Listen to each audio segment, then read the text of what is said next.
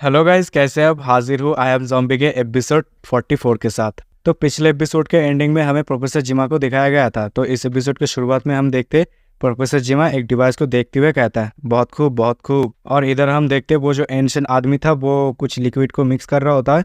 और ये वो वही मतलब प्रोफेसर का सबऑर्डिनेट देख लेता है। देखते ही प्रोफेसर का सबऑर्डिनेट उस आदमी के पास आता है और फिर उस आदमी से कहता है, हे तुम मेका डिजाइनर नहीं हो क्या? आखिर तुम क्या कर रहे हो? और ये तुम्हारे हाथ में क्या है? क्या तुम बायोलॉजिकल डिपार्टमेंट से हो क्या? जो सुनकर वो आदमी कहता है, ये एक लिक्विड मेटल है, नैनो टेक्नोलॉजी। आखिर कैसे अर्थ के जो टूटी फूटी मेटल से वो इतने बड़े ह्यूज टेक्नोलॉजिकल एम्पायर को सपोर्ट कर सकता है? कहते ही वो आदमी उस जार को हिला देता है, जिसके लिए हम देखते हैं उसके अंदर से जितने भी नैनो टेक्नोलॉजी थे, मतलब पार्टिकल थे, वो सभी हवा में उड़ने लगते हैं। जो देखकर वो प्रोफेसर का सबऑर्डिनेट काफी ज्यादा शॉक्ड हो जाता है। और फिर वही आदमी आगे की ओर कहता है, ये तुम्हारी बॉडी के अंदर घुस के ये तुम्हारी बॉडी का जो साइज है उसे इंक्रीज कर देगा और साथ ही साथ तुम्हारा एबिलिटी भी उसे इंक्रीज कर देगा। ये जो तुम लिक्विड मेटल देख रहे हो ये किसी भी स्पेस में रह सकता है। ये एक वायरस की तरह है, इसे तुम अपने मुताबिक चेंज कर सकते हो। ये जो मेटल है ये उतना ही ज्यादा हार्ड है जितना ये प्लेनेट है। जो सुनकर प्रोफेसर का सबऑर्डिनेट शॉक्ड हो जाता है और फिर चिल्लाते हुए उस आदमी से कहता है, ये काफी ज्यादा एक्सैजरेट है।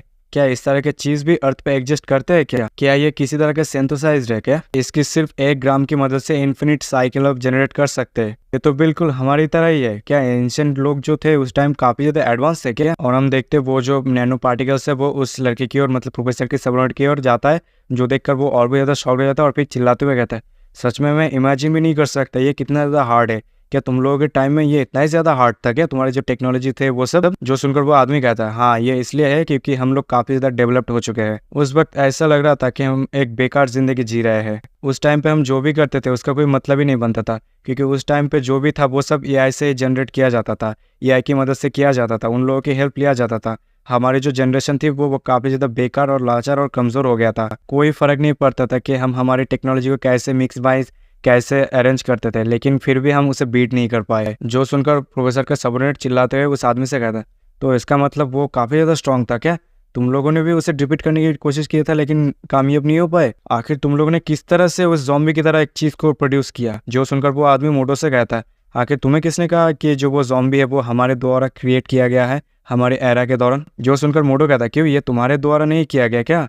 जो सुनकर वो आदमी मोटो से कहता है, वो जो ज़ॉम्बी है वो फर्स्ट ह्यूमन जनरेशन के ट्रांसफॉर्मेशन का रूप है। जो सुनकर मोटो कहता है, क्या फर्स्ट ह्यूमन ट्रांसफॉर्मेशन? जो सुनकर वो एंशिएंट आदमी एक पास्ट बताता है, वो और इंसान इस दुनिया में कब से है हमें नहीं पता, या तक तुम इमेजिन भी नहीं कर सकते वो कितने समय से इस धरती पर है। जो सुनकर मोटो और भी ज्यादा शॉक्ड हो जाता है और फिर चिल्लाते हुए उस आदमी से कहता है, आखिर तुम्हारा मतलब क्या है? क्या तुम लोगों से भी ज्यादा एडवांस सिविलाइजेशन था क्या? जो सुनकर वो आदमी कहता है, हाँ चलो मैं तुम्हें यहाँ पे हमारी जो हिस्ट्री है वो मैं बताता हूँ। जैसे कि तुम सबको पता ही होगा, हर जो सिविलाइजेशन होता है वो पहले कल्टीवेशन एग्रीकल्चर से शुरू होता है। ये सब कुछ फार्मिंग से शुरू होता है कि नहीं? लेकिन एक दिन अचानक से ज़ॉम्बी वेव आउटब्रेक हो गया, जिसके चलते जितने भी फार्मर्स थे वो सब ज़ॉम्बी में तब्दील हो गए। लेकिन टाइम का फ्लो ऐसा था कि उसके चलते हम लोग अभी तुम्हारे तरह हो गए थे। हम लोगों ने भी ऑर्डिनरी वेपन्स इक्विपमेंट यूज किया उन लोगों से डील करने के लिए, और इस समस्या को कम्प्लीटली सॉल्व करने के लिए हमने एक डिफरेंट पाथ को चूज किया इवॉल्व होने के लिए। उस टाइम पे हम ऐसे नहीं थे कि हम अपने फिजिकल स्ट्रेंथ जो है वो